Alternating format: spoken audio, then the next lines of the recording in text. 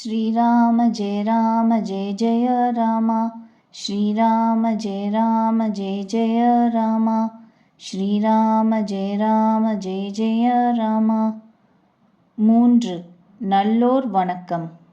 முதலில் பூமியில் தேவர்களாக விளங்கும் பிராமணர்களின் திருவடிகளை வணங்குகிறேன். அவை அறியாமையால் தோன்றுகின்ற எல்லா ஐயங்களையும் போக்கிவிடும்.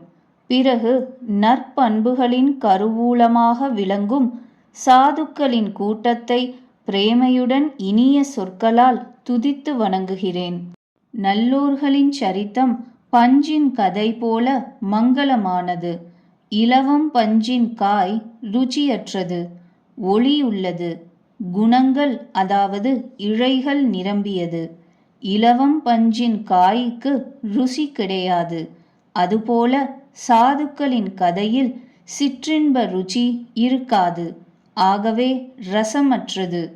பஞ்சு கூட பளீர் என்று ஒளிரும். சாது உள்ளமும் அறியாமை பாபம் என்கின்ற இருள் அற்று ஒளிரும். பஞ்சிலும் குணங்கள் உண்டு. சாதுக்களின் கதைகளும் நற்பண்புகளின் பொக்கிஷமாகும். ஆகவே குணங்கள் மிகுந்தது. பஞ்சில் இழைக்கப்பட்ட நூல் கிழிந்த துணியின் ஓட்டைக்கு தன்னை அர்ப்பணித்து ஓட்டையை நீக்கிவிடுகிறது. பஞ்சு பீக்கப்படுகிறது, முறுக்கப்படுகிறது, நூலாகி நெய்யப்படுகிறது. இவ்வளவு கஷ்டங்களையும் ஏற்று துணியாக மாறி மனிதர்களிடம் மறைக்க வேண்டிய அங்கங்களை மறைத்து காக்கிறது. அதுபோல சாது தாமே துயரங்களை அனுபவித்து பிறருடைய மாசுகளை ஓட்டைகளை மூடி மறைப்பார்கள். அதனால் சாது உலகில் வணங்கப்பெற்று புகழ் பெறுகிறார்கள். சாதுக்களின் சங்கம் ஆனந்தமானது, மங்களங்கள் நிரம்பியது. அவர்கள் நடமாடும் பிரயோக க்ஷேத்திரம் 3 நதிகளின் கூடல் பிரயாகம் எனப்படும். அந்த பிரயோக க்ஷேத்திரம் சாது சங்கம் என்ற பிரயாகையில் ராம பக்தி என்ற கங்கா பிரவாகம் கூடும். பரம்பொருள் பிரம்மம் பற்றிய விரிவுரை எனப்படும் சரஸ்வதி நதியும் கூடும். இதை செய் இதை செய்யாதே என்று கூறும் கர்ம சாஸ்திரம் கலியுகத்தின் பாபங்களை போக்கும். அதுவே சூரியனின் மகளான யமுனா நதி. அந்த நதியும் சாது சங்கத்தில் கூடும். எது கேட்டால் எல்லா ஆனந்தத்தையும் மங்களங்களையும் அளிக்குமோ அந்த ஹரிஹரன் என்ற விஷ்ணு பரமேஸ்வரர்களின் கதை என்ற மூவிழை பின்னல் திரிவேணி ஆகும். அந்த சாது சங்கம் என்ற பிரயாகையில் ஸ்வதர்மத்தில் உள்ள திட நம்பிக்கையே அழியா ஆலமரமாகும். அங்கு செய்யப்படும் நல்ல கர்மாக்களே தீர்த்தங்களுக்கெல்லாம் அரசனின் பரிவாரம் ஆகும். இப்படிப்பட்ட சாது சங்கம் என்ற பிரயாக க்ஷேத்திரம் ஒரு இடத்தில் மட்டுமல்ல, எல்லா இடங்களிலும் எல்லா நேரங்களிலும் எல்லோருக்கும் எளிதாக கிடைக்கக்கூடியது. ஸ்ரத்தையோடு அண்டினால் கஷ்டங்கள் அனைத்தையும் போக்க வல்லது. அந்த சாது சங்கம் என்ற திரிவேணியின் பெருமை சொல்லி மாளாதது. உலகியலுக்கு அப்பாற்பட்டது, உடனே பயன் தருவது. அதன் பெருமை கண்கூடாக தெரிவது.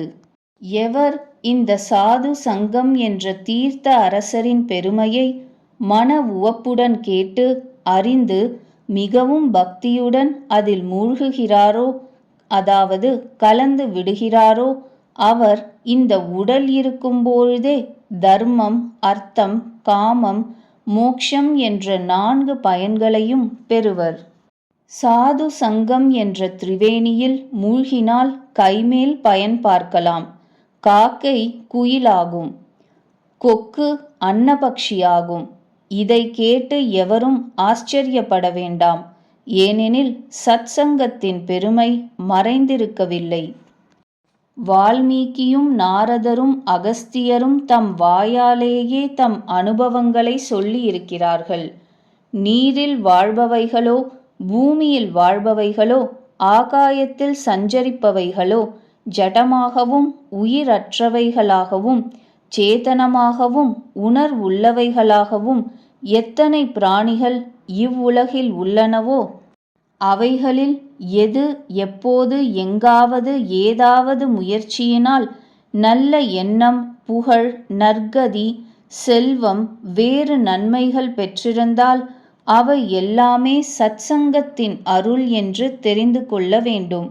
வேதங்களிலோ உலக நூல்களிலோ இவற்றை அடைவதற்கு வேறு உபாயமே கிடையாது. சத்சங்கம் இன்றி விவேகம் வராது. ஸ்ரீ ராமனின் கிருபையின்றி அந்த சத்சங்கம் எளிதில் கிடைக்காது. சத்சங்கம்தான் ஆனந்தத்திற்கும் மேன்மைக்கும் வேர். சத்சங்கம் கிடைப்பதுவே பயன். மற்ற சாதனைகள் மலர்களாகும். கொடியவன் கூட சத்சங்கத்தில் சேர்ந்து திருந்தி விடுவான். பாரசமணியின் தீண்டலால் இரும்பு தங்கமாகிறதே, அதுபோல. ஆனால் விதிவசத்தால் எந்த சாதுவாவது தீய சங்கத்தில் சிக்கிக்கொண்டு விட்டாலும் கூட அங்கும் கூட பாம்பின் தலையில் ரத்தினம் போல் தமது இயல்பான நற்பண்புகளையே தொடர்ந்து அனுசரிப்பார்.